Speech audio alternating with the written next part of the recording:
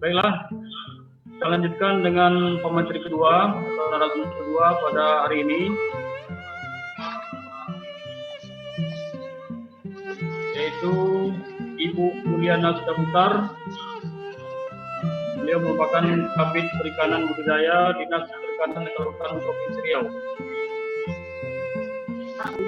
Sekalian, yang kami hormati Bapak Ketua PW Riau, Bapak Julmansyah Sikedang. Yang kami hormati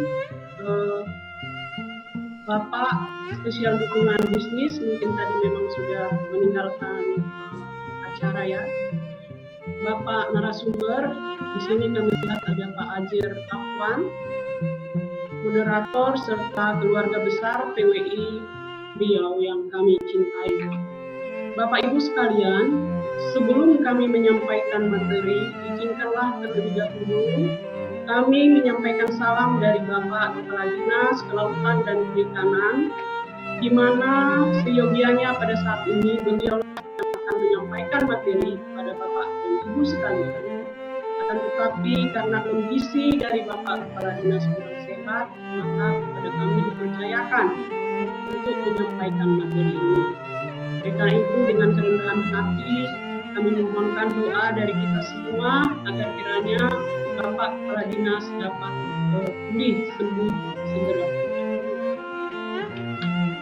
Bapak Ibu sekalian, pandemi COVID-19 memang telah memporak-porandakan tatanan perekonomian di semua lini, tidak hanya profesi sebagai awak media, juga baik itu pengusaha sampai buruh dan yang lainnya. Maka dalam peningkatan ekonomi dan untuk pemenuhan gizi keluarga, kami kira budidaya ikan lele dengan sistem bioflok menjadi alternatif pilihan.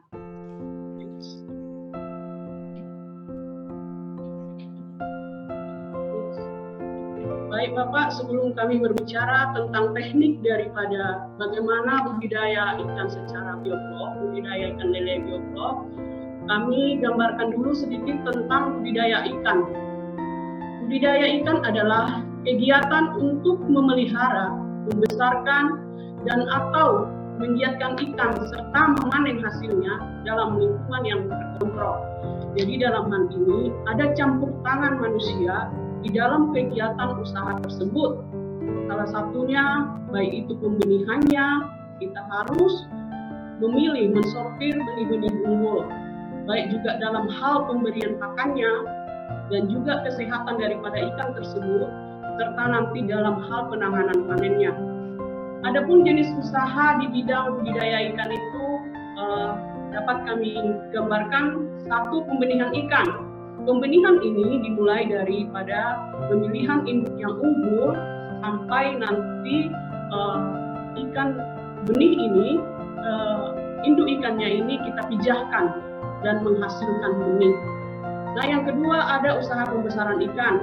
Usaha pembesaran ikan ini semenjak daripada benih itu kita masukkan ke wadah baik itu kolam, KJA, sampai dia menghasilkan ikan yang komersial ataupun sampai sampai panennya, itu adalah usaha pembesaran ikan. Dan ketiga ada namanya usaha pengangkutan ikan hasil pembudidayaan. Ini menyangkut tentang perkapalan yang mengangkut hasil budidaya, ikan hasil budidaya yang hidup, bahwa di dalam kapal tersebut itu dimodifikasi khusus memang untuk mengangkut ikan-ikan yang hidup. Yang selanjutnya jenis-jenis ikan yang dibudidayakan di Riau, yang paling memang digemari dan paling diminati terutama di Riau itu ada beberapa Pak, salah satunya adalah lele, patin, nila, gurami, bau, dan ikan mas. Nah ini Pak jenis-jenis budidaya ikan. Budidaya ikan itu ada budidaya ikan di laut. Nah itu salah satu sarana prasarana itu berbentuk keramba jaring apung. Nah yang kedua ada budidaya air payau di tambak. Nah ini salah satunya budidaya udang ataupun bandeng. Yang ketiga budidaya air tawar, itu keramba jaring apung, kolam tanah, kolam terpal, dan yang keempat yang nanti akan kita bahas selanjutnya adalah budidaya bioflok. Next.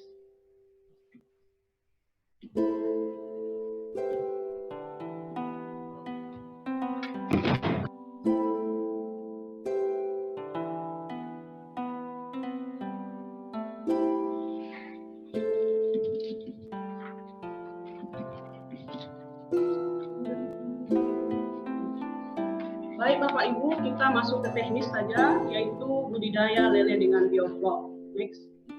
Nah, kenapa kita memilih lele? Ini ya Bapak Ibu sekalian, bahwa dari segi komoditas lele itu sangat potensial untuk kita kembangkan, di mana ikan lele banyak digemari oleh masyarakat.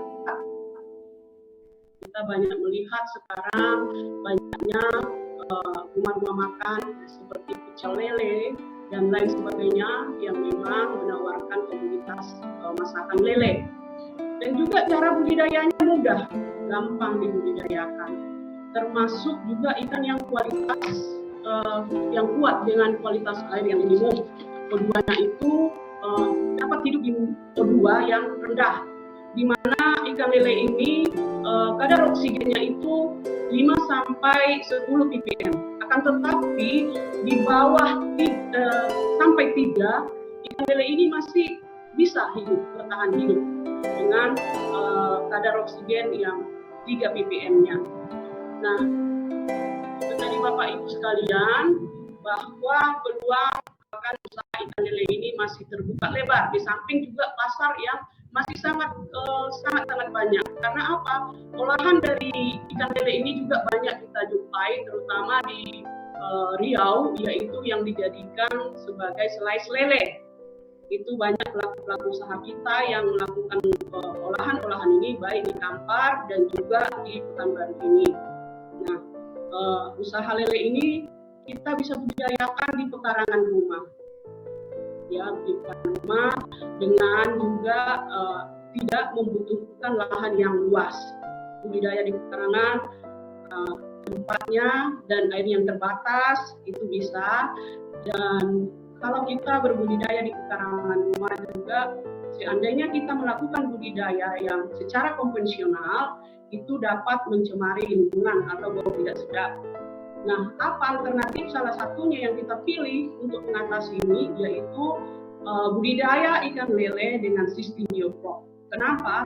Karena budidaya dengan bioflok dapat mengurangi bau. Yang kedua itu meminimalisir ganti air, sehingga air yang kita butuhkan itu tidak terlalu banyak. Yang ketiga juga dapat meningkatkan produksi ikan. Kenapa? Karena dalam 1 meter kubik itu bisa pada tebarnya sampai 1000 ekor. Next. Nah, ini Bapak Ibu sekalian, kami gambarkan sekilas tentang bioflok. Apa itu bioflok? Prinsipnya bioflok itu memanfaatkan aktivitas mikroorganisme bakteri, ya, membentuk daripada gumpalan atau flok. Nanti gumpalan flok ini yang bisa menghasilkan pakan untuk dimakan oleh ikan itu sendiri. Ini dari pakan ikan lele yang kita pelihara, nanti kita beri makan berupa pakan. Nah, pakan yang tidak dimakan dan juga kotoran dari ikan lele itu akan menyebabkan amonia atau racun apabila lama-kelamaan. Nah, di dalam sistem bioflok, amonia ini akan diurai dengan oksigen yang kita berikan dan sumber karbon. Nanti selanjutnya akan kami jelaskan apa itu sumber karbon. Nah, dengan perlakuan itu, maka amonia tadi zat racun atau kotoran daripada ikan tersebut akan diurai menjadi nitrogen dioksida. Selanjutnya dari nitrogen dioksida menjadi nitrogen dan menjadi gas nitrogen. Nah, inilah pembentuk dari flok yang akan menjadi makanan dari ikan tersebut. Oleh karena itu memang maka limbahnya akan menjadi zero waste. Tidak ada sampah daripada budidaya dengan sistem bioflok ini. Next.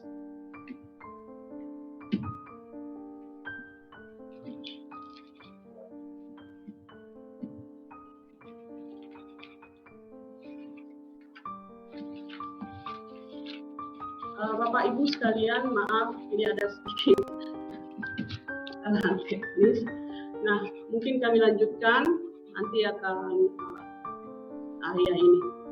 Apa yang menjadi keunggulan dari budidaya bioblok? Seperti tadi kami sudah sampaikan bahwa lebih hemat air, karena memang pergantian air itu tidak secara terus-menerus. Nah, yang kedua itu hemat pakan, pemberian pakannya. Karena apa? Karena ada tadi udah blok tadi itu yang menjadi makanan tambahan daripada ikan. Kalau secara konvensional pemberian pakannya itu artinya 1:1, artinya bahwa untuk menghasilkan 1 kilogram daging kita membutuhkan 1 kilo pakan. Akan tetapi dengan budidaya bioflok dia pemberian pakannya 1:0,7 sampai 0,8. Artinya bahwa di dalam untuk menghasilkan 1 kilogram daging lelenya kita hanya membutuhkan 0,7 atau 700 ons, 0,7 kilogram pakan. Nah, yang ketiga itu padat tebarnya tinggi. Kalau kita budidaya secara konvensional, padat tebarnya itu untuk 1 meter kubik itu hanya 200 ekor. Akan tetapi dengan budidaya bioflok itu bisa 1000 sampai 1500 ekor per meter kubiknya. Nah, otomatis nanti dalam hal pemanenan kita akan lebih banyak dapat produksinya. 4 juga kelulusan hidupnya tinggi. Jadi tingkat kita pada saat kita nanti panen, tingkat panennya itu akan sangat tinggi, kurang lebih sekitar 80 sampai 90%. Karena apa? Tadi semuanya kita kontrol. Ada juga pakai aerator. Nanti akan selanjutnya bisa kita lihat apa saja bahan-bahan yang untuk bioflok ini. Nah, yang kelima itu waktu pemeliharaannya lebih singkat. Waktu pemeliharaannya itu 2,5 bulan sampai 3 bulan sudah bisa panen. Nah, kalau lele konvensional itu sekitar 3,5 sampai ke 4 bulan. Yang keenam, tidak mencemari lingkungan. Seperti pertama tadi telah saya jelaskan bahwa dia zero waste. Jadi sampah yang dihasilkannya tidak ada karena memang tadi siklusnya itu sampah itu dirubah menjadi makanan ikan tersebut. Yang ketujuh, daging lebih putih dan kenyal. Dan selanjutnya lebih mudah dalam pemeliharaan dan perawatan serta pemanenan. Nah, ini Bapak Ibu sekalian, mungkin bagi Bapak Ibu yang ingin berusaha di budidaya lele secara bioflok, ini kami sampaikan persiapan-persiapan pembuatan wadahnya atau instalasi aerasinya, ada persiapan benihnya. Yang kedua, perlakuan biofloknya, pemberian probiotik, pemberian sumber karbon, pemberian kapur, ada 3 pemeliharaan daripada ikan tersebut serta penyu. Next. Ini yang pertama, kita pilih dulu wadah pemeliharaan ikan lele itu. Bahan-bahan wadahnya bisa dari fiber, bisa dari beton, dan juga terpal. Dan bentuknya juga bisa bulat atau center grind. Bisa juga kotak atau central grind. Nah, ini Bapak Ibu persiapan wadahnya. Yang pertama kita bersihkan dulu lahan dan pembuatan lingkaran. Nah, kalau misalnya mau kita lakukan di pekarangan rumah, ini karena kebetulan memang gambarnya agak sedikit di dekat perkebunan. Akan tetapi hal yang sama bisa kita lakukan di pekarangan rumah. Kita bersihkan dulu, kita buat lingkaran, kita pasang batu dasar kolamnya, kita pasang batu. Selanjutnya itu pemasangan instalasi pipa buangan. Selanjutnya kita pasang terpal, lalu kolam diisi kolam dengan instalasi oksigen. Nah, itu aerator tadi itu. Jadi selanjutnya kolam yang telah kita isi air kita sterilisasi. Kita sterilisasi dulu dengan kaporit 15 gram per meter kubik. Tambah natrium sulfat 15 gram per meter kubik. Nah, ini nanti bisa kita dapatkan di toko-toko perikanan atau toko-toko yang menjual bahan-bahan pertanian. Next. Nah, bagaimana tahap untuk memproduksi bioflok? Nah, ini Bapak Ibu, kita siapkan dulu bahan-bahannya yang terdiri dari garam kasar. Ini per meter kubik ya, per meter kubik. Garam kasarnya 1 kg, dolomit 50 gram. Dolomit ini itu kapur pertanian. Ini gunanya untuk menetralkan pH daripada air tersebut. Yang selanjutnya itu ada molase. Molase ini bisa dari tetesan tebu, bisa dari gula pasir atau gula merah. Nah, ada itu probiotik 10 gram. Probiotik ini macam-macam, ada dijual juga di toko-toko perikanan, bisa ada merek Oster, ada Biomaxi, ada Maxi Grow, dan lain-lainnya. Nah, selanjutnya bahan-bahan tersebut di atas itu kita masukkan. Yang pertama kita masukkan dulu garam kasar atau garam gosoknya. Masukkan garam ke dalam saringan atau seser itu, kita masukkan ke dalam kolam. Jadi secara memutari kolam tersebut, kita kelilingkan di kolam tersebut sampai larutan yang kita bikinkan habis. Yang kedua, kita masukkan kapur tadi, dolomitnya yang 50 gram. Tapi sebelum itu, di luar dolom ini kita campurkan dulu dengan air di dalam ember. Kemudian kita sebarkan merata ke kolam. Nah, yang ketiga kita masukkan molase tadi. Sama juga, ini harus kita encerkan terlebih dahulu dengan air. Baru kita sebarkan secara merata ke kolam. Nah, terakhir adalah pemberian probiotik. Ini juga kita larutkan dulu dengan air, lalu kita masukkan ke kolam. Pada saat kita melakukan ini, aerase atau aeratornya itu harus hidup secara terus-menerus. Ya, Bapak Ibu sekalian. Nah, persiapan media air bioflow ini perlu dibentuk terlebih dahulu. Nah, kita biarkan dulu minimal dia selama 7-10 hari, tapi seminggu juga sudah bisa. Lalu setelah seminggu, kita boleh masukkan ikan flix. Nah, ini Bapak Ibu, kita mengontrol dulu perkembangan apakah bioflownya itu sudah jadi atau belum. Kita amati warna airnya.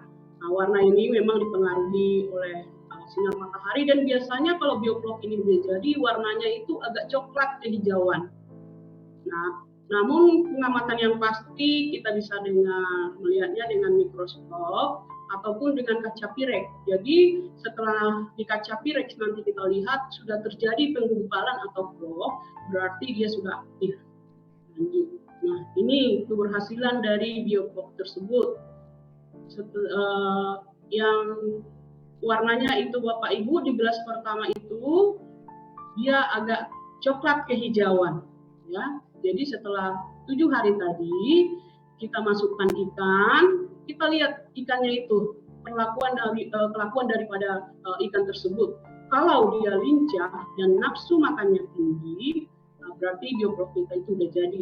Yang kedua, air tampak rata tersuspensi, maksudnya bahwa buih-buih atau partikel-partikel di atas air tersebut dia tidak menyebar, tidak pecah. Yang ketiga, airnya tidak berbau. Jadi di masing-masing gelas ini bisa kita lihat setelah 7 hari, ya, kita masukkan ikan. Setelah 7 hari, hari pertama dimasukkan ikan, itu warnanya. Nah, setelah hari kedua ikan masuk, warnanya sudah agak sedikit berubah. Nah, hari ke-7 nanti setelah ikan masuk, warna daripada air tersebut tambah pekat sampai hari ke-16 dan 35 sudah menjadi warna kemerahan. Nah, ini menandakan bahwa bioflow yang kita bikinkan itu telah berhasil. Next. Nah, sebaliknya tadi, ciri air bioflow yang gagal setelah dibikin perlakuan dari bioflow, ikan yang kita masukkan itu tampak lemas, tidak nafsu makan, dan banyak menggantung. Yang kedua, airnya juga tidak tersuspensi seperti pada gambar, bunyinya pecah-pecah, tidak bagus, dan banyak endapan yang mengapung ke atas, dan baunya juga sangat bau. Next. Nah, bagaimana penanganan apabila bioflow yang kita buat tersebut gagal? Yang pertama, kita alirkan air baru dan biarkan air terbuang dan menjadi bening. Nah, yang kedua, kita kurangi pemberian pakan. Kalau bisa ikannya itu kita puasakan selama 1 hari. Yang ketiga, biarkan dalam air bersih selama 3 hari sebelum perlakuan bioflok lagi. Nah, itu Bapak Ibu bagaimana kita menghidupkan atau membuat daripada biofloknya. Yang selanjutnya, bagaimana yang tidak kalah pentingnya juga adalah pemilihan dan persiapan benih. Nah, dalam berbudidaya memang benih ini juga sangat-sangat berperan sekali. Nah, oleh karena itu memang pemilihan ini harus betul-betul diperhatikan. Jangan sampai bibit yang kita masukkan itu terserang penyakit, maka nanti dalam hal produksi kita akan gagal.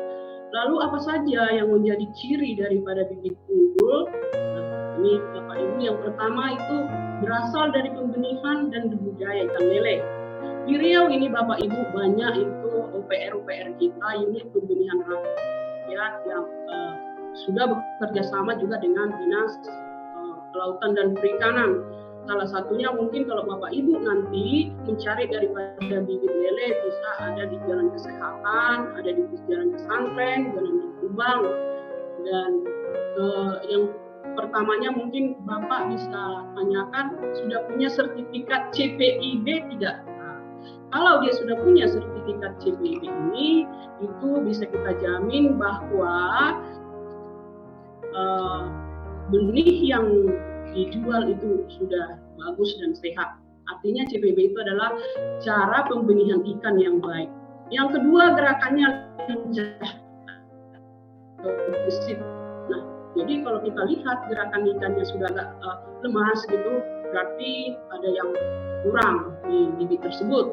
Nah, secara fisik dia sempurna, tidak cacat, lengkap, bibitnya sehat. Nah, dia punya riwayat indukan yang jelas. Yang selanjutnya warnanya seragam dan tidak pucat. Nah, ini tadi yang saya sampaikan bahwa punya sertifikat CPIB. Ini perlu kita pertanyakan, sudah punya sertifikat CPIB atau belum? Next.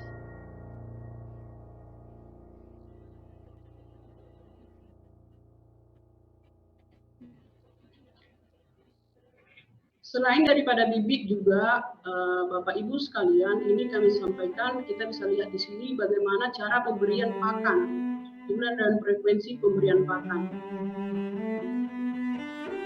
Apabila dia umur 1-10 hari, ini di bawah daripada 1 gram ekor, dengan panjang tubuh lebih kecil dari 3 cm, maka pakan yang diberikan itu bisa kurang daripada 10%. Frekuensi pemberian 2 kali sehari. Nah, ini sampai ke bawah nanti bisa menjadi perhatian bagaimana cara pemberian pakan, berapa besarannya dan berapa kali. Next. Atau ini ada metode yang disebut dengan ad libitum, yang artinya bahwa kita latih apabila ikan tersebut sudah tidak mau lagi memakan pakan yang kita berikan, sudah bersisa, nah itu tidak perlu lagi kita berikan pakannya, stop.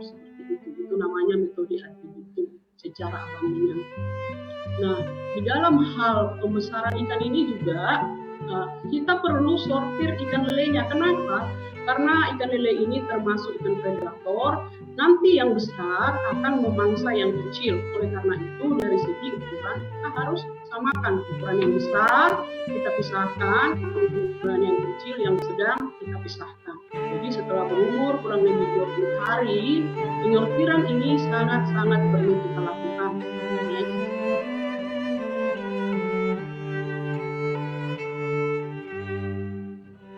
Bapak Ibu sekalian, dalam kita berbudidaya lele ini terkadang penyakit banyak kita temukan. Nah, beberapa penyakit ikan lele itu disebabkan oleh suhu air pemeliharaannya, seharusnya dia 35 sampai 38 derajat Celcius. Nah, termasuk juga kondisi pengaruhnya dia antara 1,5 sampai 2 mg per liter, serta konsentrasi pH medianya itu 6 sampai 8. Kan tetapi memang ikan lele seperti yang kami sampaikan tadi, sampai dengan di bawah daripada 6 juga dia masih bisa menyelori. Ini Bapak Ibu sekalian jenis-jenis penyakit ikan lele. ada penyakit merah putih, ada bintik putih atau white spot, bakteri Aeromonas, dan penyakit gatal. Jadi tidak hanya manusia aja yang gatal ya Bapak Ibu. Ikan lele juga ada penyakit gatalnya. Next. Bagaimana penanganan daripada penyakit tersebut? Nah, untuk bintik putih atau white spot, kita bisa melakukan pengobatan dengan cara merendam ikan dalam larutan formalin 25 cc per meter kubik, ditambah dengan malasidrin 0,15 gram per meter kubiknya. Nah, kita rendam airnya ikannya kurang lebih 24 jam. Nah, untuk penyakit merah putih diberikan OTC 50 mg per kilogram, pakan yang diberikan 7 sampai 10 hari. Demikian juga penyakit Aeromonas, itu ada ramisin dengan dosis 50 mg per kilogram. Ada juga penyakit trichoniasis, pengobatannya dengan direndam dalam larutan formalin. Ini secara penanganan secara kimiawi, Bapak Ibu. Akan tetapi di samping itu juga kita bisa menanganinya dengan obat-obat herbal yang ada di sekitar kita. Salah satunya itu obat herbalnya mengkudu. Mengkudu dapat mengobati penyakit yang disebabkan oleh bakteri Aeromonas tadi. Nah, ini ada caranya bagaimana kita mengaplikasikan daripada buah mengkudu. Selanjutnya, bisa juga dengan daun pepaya. Untuk menghindari ini mengakibatkan apabila kita sudah lihat lelenya malas makan, malas bergerak, bisa kita berikan campuran 60 gram garam dan cacahan 2-3 lembar daun pepaya setelah hujan turun. Nah, cara membuatnya nanti bisa Bapak Ibu baca. Selanjutnya itu selain daripada itu ada juga bawang putih. Ternyata bawang putih memang ini sangat berkhasiat, tidak hanya sebagai obat COVID, tapi juga bisa untuk mengobati ikan lele yang sakit. Next, satu lagi itu daun ketapang. Daun ketapang melalui perendaman dijemur dulu selama 6 jam, lalu kita masukkan ke kolam selama 2-3 hari. Ini biasanya untuk menetralkan pH daripada kolam tersebut. Nah, itu ini analisis usaha daripada budidaya ikan lele secara bioblok. Di sini dapat kita lihat bagaimana budidaya secara konvensional dan budidaya bioblok. Ternyata dengan cara bioblok itu sangat menguntungkan, kurang lebih kalau konvensional keuntungannya 28%, dengan bioblok keuntungan bisa sampai 65%. Nah, itu Bapak Ibu yang dapat disampaikan kepada host. Atas perhatiannya kami ucapkan terima kasih.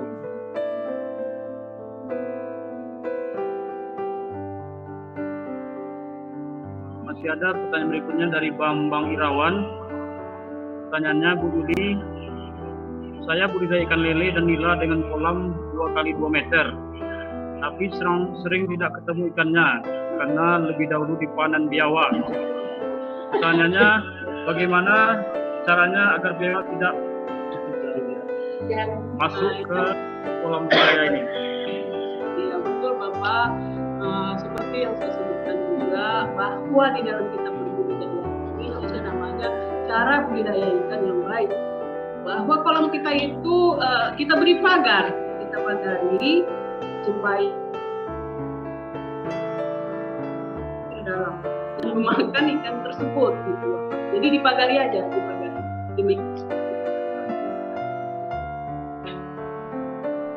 Kemudian dari Erwin Shah Putra dari Bengkalis, Bu Giliana, apakah memungkinkan Dinas Kelautan dan Perikanan Provinsi Riau membuat MOU bersama PWI untuk program budidaya, kemudian termasuk jenis ikan yang bisa dikerjasamakan untuk pengadaan bibit? Baik Bapak, kalau memungkinkan Akan tetapi secara tidak kelompok ya Bapak. Nanti makanya saya tadi tidak tahu apakah perhimpunan PWI ini sudah termasuk yayasan atau lembaga.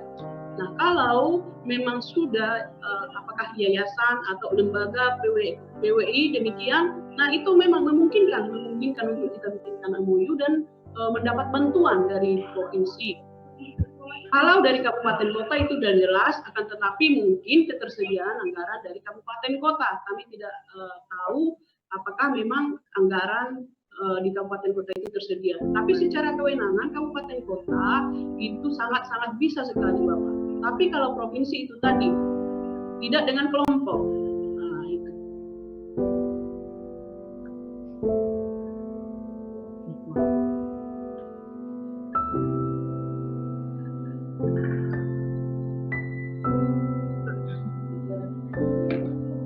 Baik, Bu Juliana, nampaknya tidak ada lagi pertanyaan dari rekan-rekan wartawan.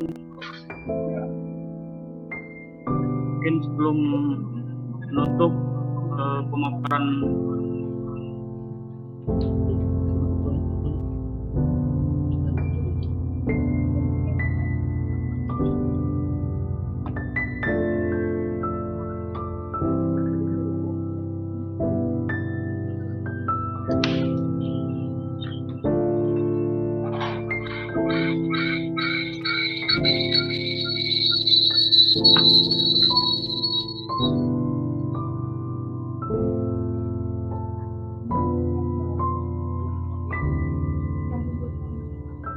oh ya Bu, masih ada satu pertanyaan lagi. Apakah ada dari Dinas Kelautan Perikanan Provinsi Riau dapat memberikan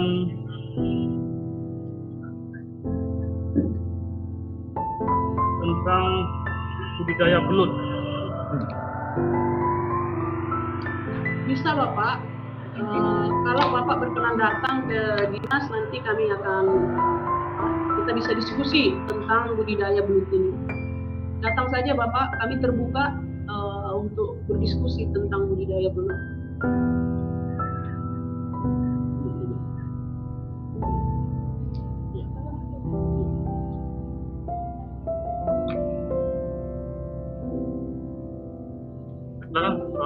Ibu Juliana, nampaknya tidak ada lagi pertanyaan dari rekan wartawan.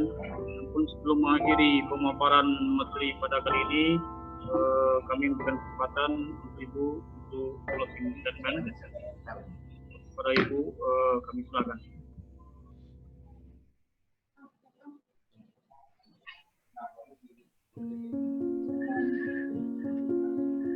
Baik Bapak Ibu sekalian, kami sangat bersyukur sekali bisa bersilaturahmi dengan Bapak Ibu keluarga besar dari PWI Riau.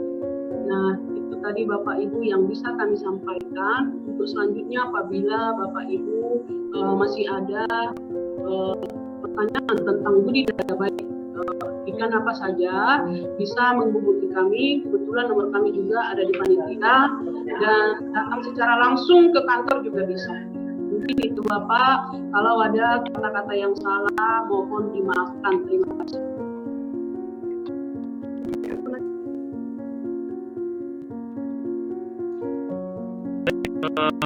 Terima kasih kepada Ibu Juliana sudah memberikan pemaparan yang sangat luar biasa. Mudah-mudahan pemaparan Ibu ini akan dapat memberikan semacam pemahaman untuk memulai usaha bidang ketahanan pangan di tengah pandemi COVID-19 ini. Kemudian kita berikan aplaus kepada Ibu Juliana. Kemudian kami masih minta waktu Ibu untuk melakukan sesi foto bersama kepada rekan-rekan peserta. Kami mohon untuk kembali mengaktifkan kamera. Kemudian kami juga mengingatkan kembali kepada seluruh peserta untuk mengisi absensi yang ada di grup ini, di room chatting. Baik, Bang Samit Pandi, siap-siap untuk sesi foto bersama.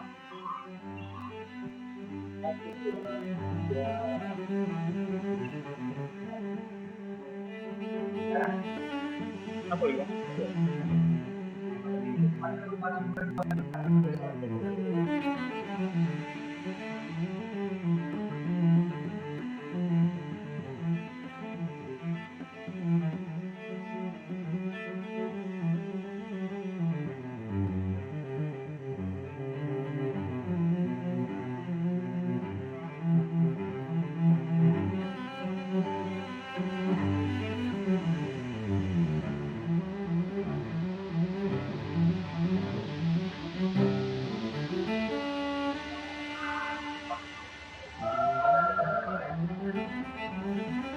Baik, sebelum acara ini ditutup, kami sampaikan kepada seluruh peserta pelatihan bahwa untuk sesi besok hari Selasa kita akan melakukan kegiatan yang sama dengan menampilkan narasumber, yakni praktisi bidang budaya, yakni Pak Azhar Afwan, dan praktisi untuk budidaya jahe merah bersama Bung Feby Risman. Besok kita kembali hadir mulai pada pukul 9.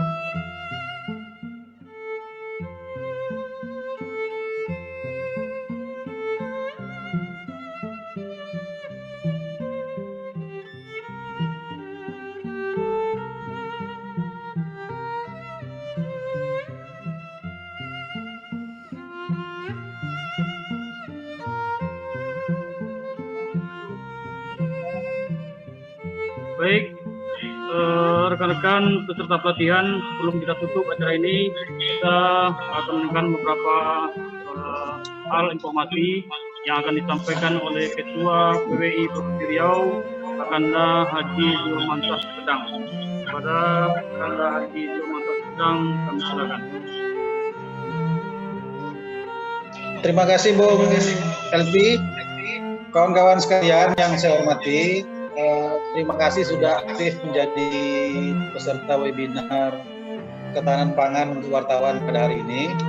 Seperti disampaikan tadi, kita untuk sesi ini sampai besok. Jadi webinar ketahanan pangan ini 3 jam hari ini dan 3 jam besok. Nah, yang penting tadi setelah kita mendengar banyak penjelasan, banyak sekali pertanyaan-pertanyaan berkaitan dengan MOU dan lain-lain itu. Nah, PWI Riau berencana juga akan menyiapkan dana bergulir, bantuan untuk kawan-kawan yang berkenan untuk berusaha supaya membantu perekonomian keluarga, kira-kira seperti itulah. Jadi kita siapkan memang rencana 100 juta di tahun 2021, seleksinya dari sekarang. Mudah-mudahan nanti ini bisa membantu kawan-kawan yang terkena pandemi COVID. Saya berharap kegiatan ini memang kita ikuti dengan sungguh-sungguh. Hari ini kelihatannya ada 114 peserta yang terikut. Sekarang atau tinggal berapa nih? Mudah-mudahan besok juga jumlah ini tidak berkurang. Selain menambah wawasan, tentu kita berharap kegiatan ini memang nanti bisa membantu ketahanan pangan keluarga kita, terutama kepada kawan-kawan yang memang misalnya terkena dampak dari pandemi COVID-19 ini. Sementara itu yang bisa saya sampaikan. Sekali lagi saya apresiasi dan terima kasih atas kehadiran, atas banyaknya pertanyaan antusiasme kawan-kawan berkaitan dengan kegiatan ini. Mudah-mudahan di masa yang akan datang kita bisa kembali menggelar kegiatan serupa. Demikian saya kembalikan kepada moderator. Assalamualaikum warahmatullahi wabarakatuh. Baik, terima kasih.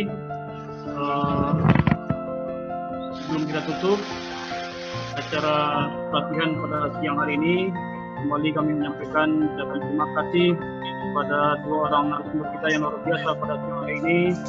Pertama Bapak Arif Hidayatullah, yang kedua Ibu Dr. Budiana SPI MSI. Mudah-mudahan dari pemaparan tadi akan memberikan semangat baru di tengah pandemi COVID ini, tetap kreatif dan produktif selama pandemi COVID ini. Demikianlah acara kita pada siang hari ini. Kita kembali bertemu besok Selasa pada pukul yang sama. Terima kasih. Sudah tutup. Assalamualaikum warahmatullahi wabarakatuh. Tapi absennya buka tuh, sebentar aja absen. Kawan-kawan sebagian komisi absen.